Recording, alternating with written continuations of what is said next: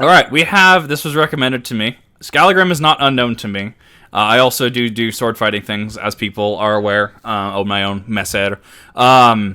End Him Rightly, a bizarre tact medieval fighting manual, Gladiatoria MS KK5013. I know that Godinho is someone that I was looking into. We're definitely going over, so it's a Spanish manual right now. It's dual wielding. There's actually weird, like, Musashi-isms in there too, but then again, there's only so many things you can do with two swords. So I'm very interested to see what Skallagrim is bringing to the table, as someone who does sword things, someone who likes it, as someone who can look at things and be like, oh, that actually makes a lot of sense. Pick the location. I will lose. I'll tell you that.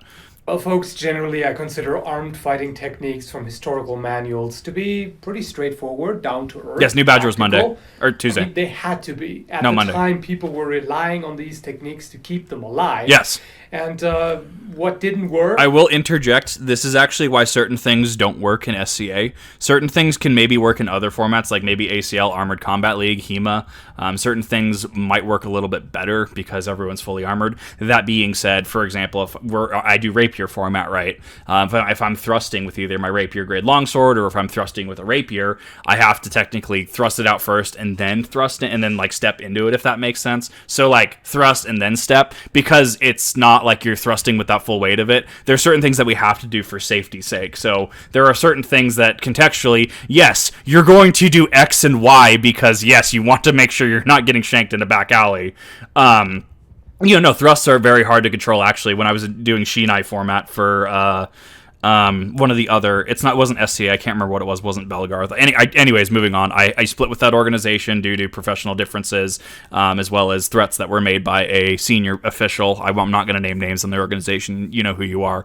But Shinai format, which was like, using the kendo swords effectively, the Shinai, that you could not thrust in that because there's no way to make that safe at all. So just giving context as to what he's saying.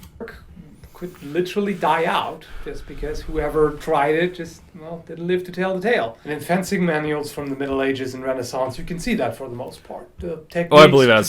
Destiny 2 has taken over my life until Lightfall. Effective, but I've now found something that is just really, really bizarre. And I cannot see any practical merit to that whatsoever. Okay. So what I found is from the Gladiatoria series of manuscripts, which were written around the 1430s.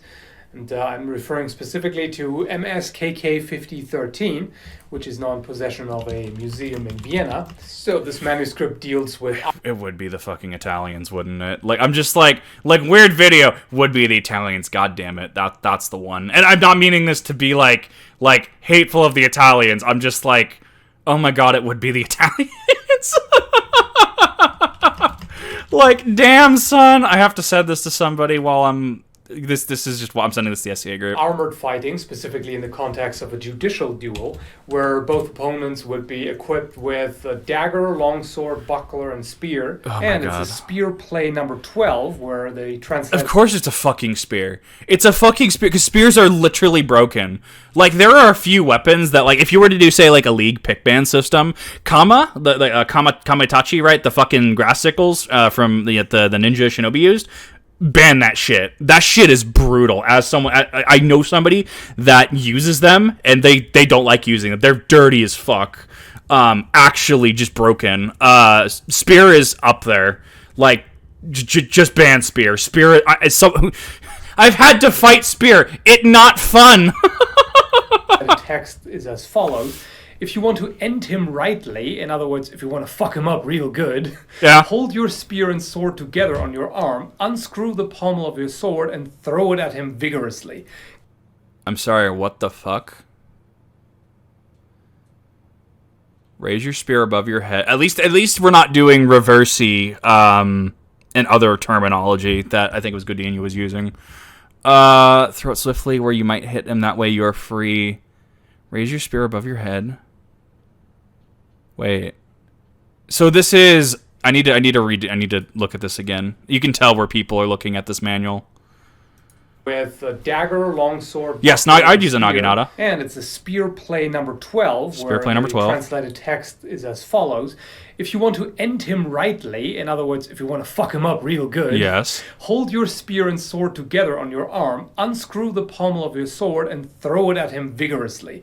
Close in with the throw, and use your sword or spear, whatever suits you best. So this would not be allowed in SCA. I can already tell you that this would not be allowed in SCA. Now, I could get and I want to do this, I want to get a bunch of Beanie Baby crabs and just show up and start chucking crabs at people in the middle of a rapier fight. Because the leader of our SCA chapter ended up actually going to an event up here, and he had a stuffed fish, like a Beanie Baby fish in his offhand. And people were so preoccupied with the fish, he was just getting wins left and right. It was wild. I could throw Beanie Baby crabs at people. Throwing a pommel, there's no way to really make that safe. This is definitely a combat thing versus a combat thing, if that makes sense, right?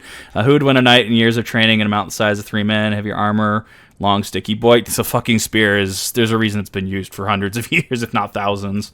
Assuming you're just sitting there and going, wait, what?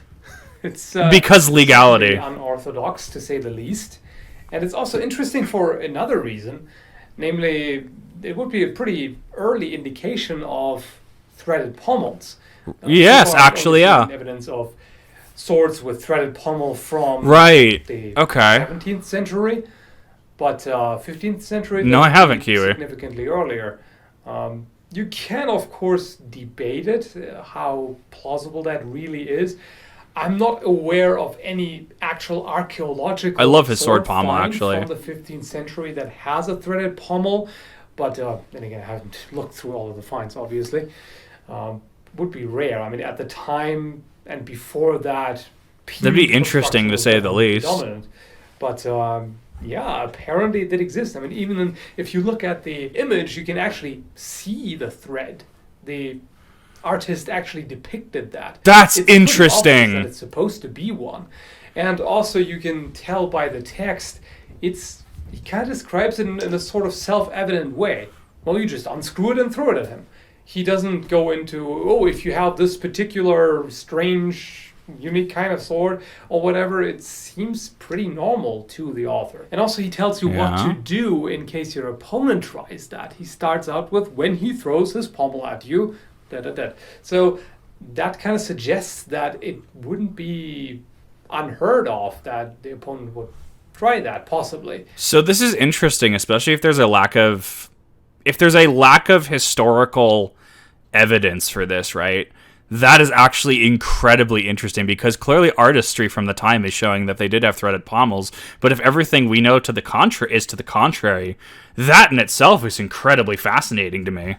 Which, to me, is utterly absurd. I mean, okay, let's see. First of all, I don't have too many swords with threaded pommel. I basically just have this practice sword here, synthetic, and then I have my monster here. Oh my god, I'm jealous of that. So that is beautiful. I can see the general tactic of trying to surprise your opponent, or distract them, throw something at them so they go. My longsword has a similar guard on this. It's actually very efficient. Oh, what the hell? And then you rush in and try to attack. I can get that, but in order for that to work, it has to be, well, surprising, and it has to be quick. Right. But if I go, ha-ha! The fucking leverage on this is absolutely unreal. Like, that is...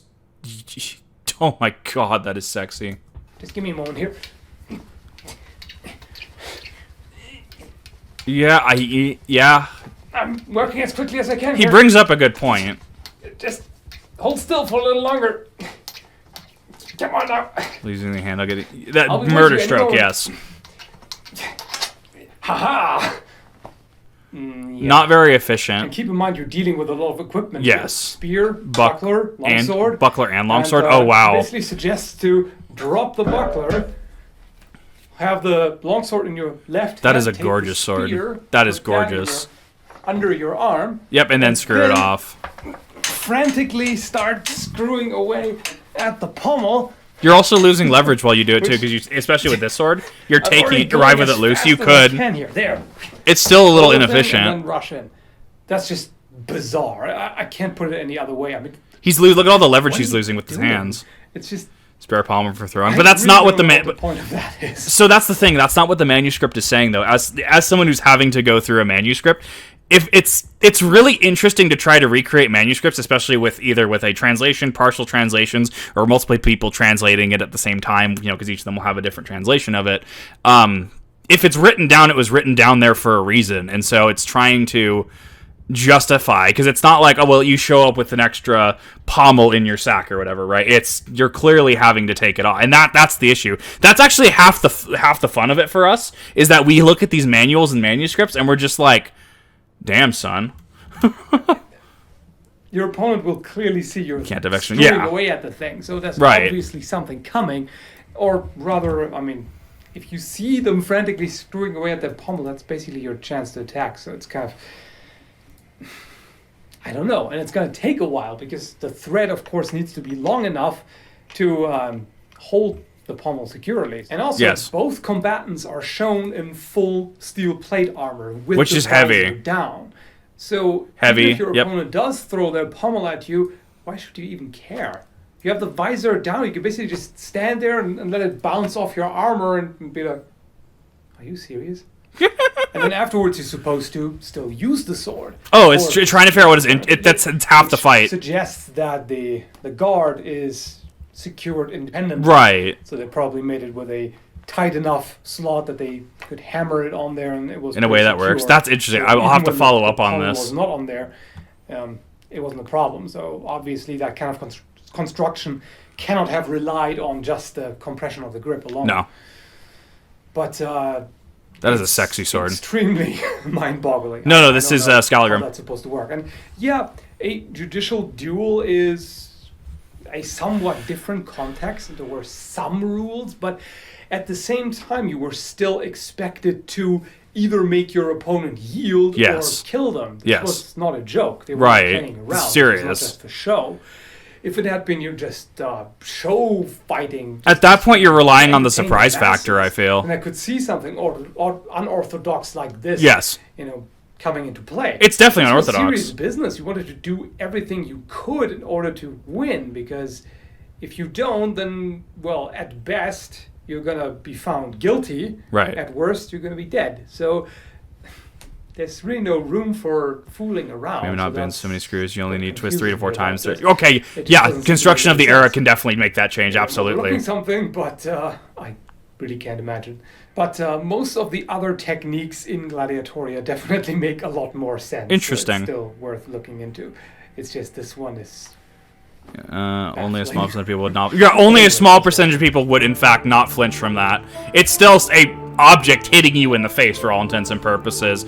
Yes, people train for that, 100%. You're absolutely on the money with that. No, this was absolutely interesting. I ended up sending this over to my SCA group because this is definitely something right up our alley that we would like to... take a look at, something that we can maybe even discuss potentially. I have some bonus videos here for you that we can do in this React. I'm the one in the red. This is fighting a spear, which is awful. Just, do you see how much leverage that shit has?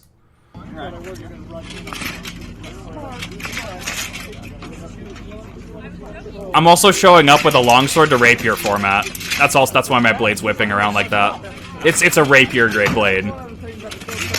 Yeah, it's so fast. It's so good at what it does. There's a reason the spear is used, I will say that. Just dead. But yeah, no, that is also all steel armor. I definitely have, that is definitely a plate skirt. Real men wear plate skirts is all I'm going to say. In any event, that has been a fun one. Thank you, Skallagrim, for being an absolute legend and continue to be an absolute legend.